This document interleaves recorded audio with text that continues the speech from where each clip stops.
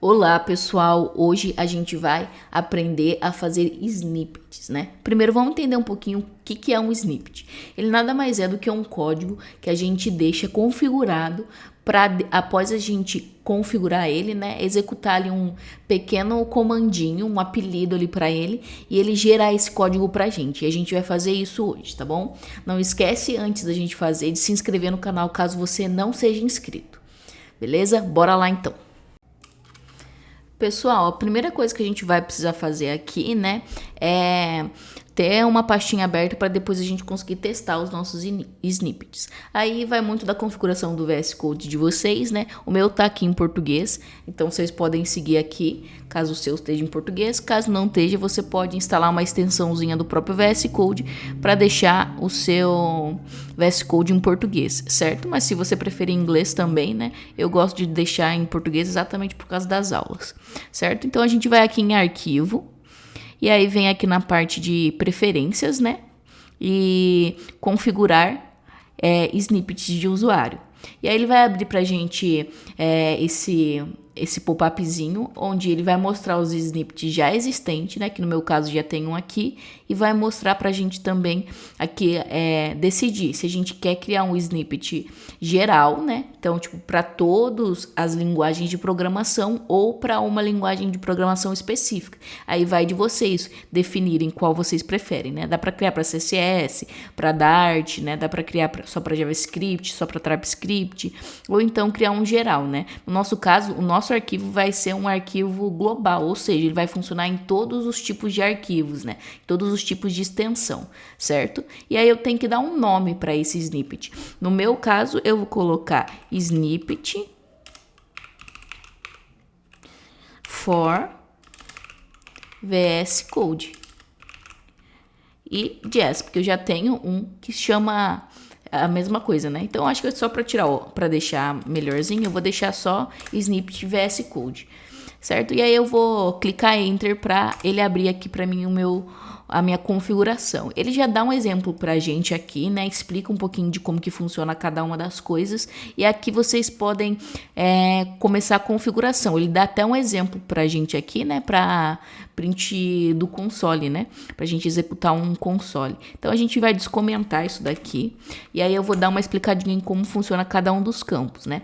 O scope aqui é onde vai funcionar o nosso snippet. Então caso vocês queiram que funcione em todos os arquivos, né? Então você pode deixar ele em branco, que aí ele vai funcionar em todos, ou então pode até deletar isso daqui e não deixar ele, que ele vai funcionar em todos também. Caso vocês queiram uma linguagem específica, por exemplo, JavaScript, TypeScript, você pode colocar aqui, né? Separando sempre por vírgula, e aí você pode colocar CSS, né? HTML, você pode ir colocando aqui o escopo, né? Da onde que vai funcionar, certo? No meu caso, como eu quero em todos, eu vou deixar vazio aqui, certo?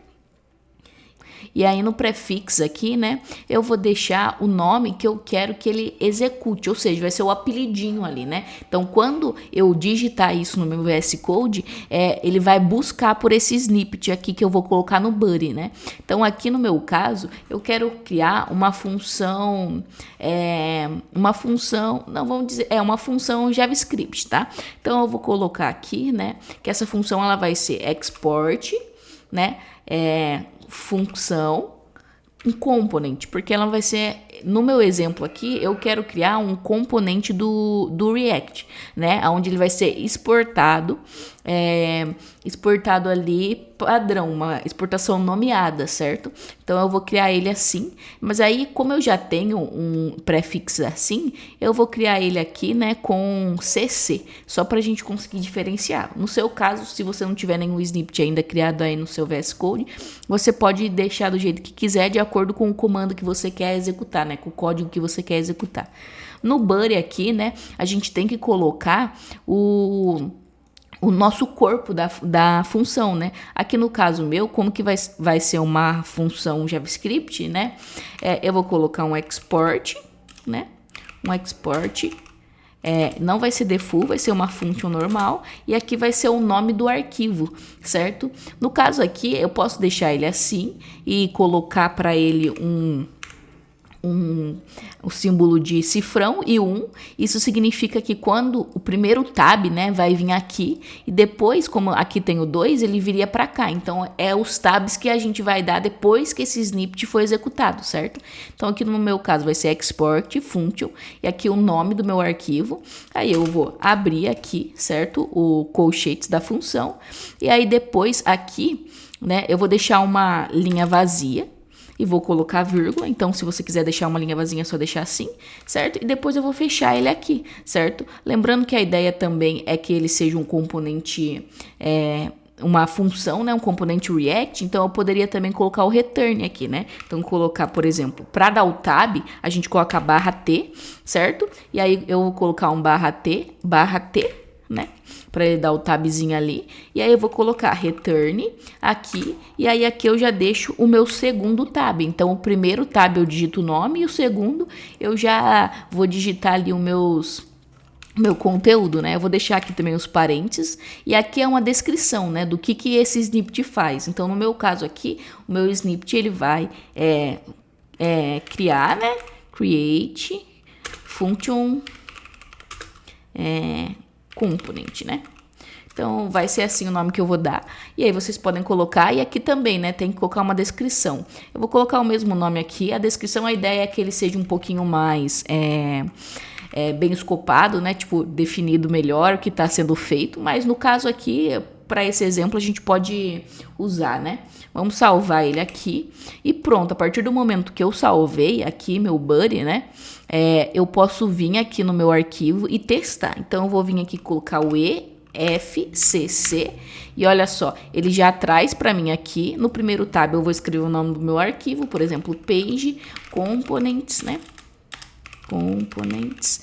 E aqui, na hora que eu der o tab, deixa eu vir aqui, na hora que eu der o tab novamente, ele já vem aqui para mim no return para eu começar a digitar aqui o meu código em JSX, né? No caso aqui o meu arquivinho tá com a extensão JS, mas eu vou fazer assim, eu vou fechar ele aqui e vou renomear ele para JSX para ele funcionar o JSX e vou apagar novamente. Se a gente vier aqui dar um EFCC, olha que a descrição que a gente colocou aqui, né, nesse campo aqui, é o que mostra aqui pra gente, né? Então eu vou dar um Ctrl Tab novamente, ele acha, encontra meu snippet e aí eu clicando nele, ele já executa para mim e traz o código que eu escrevi, certo? Aí eu posso vir aqui e colocar page component, por exemplo, component, certo? E aí aqui eu posso...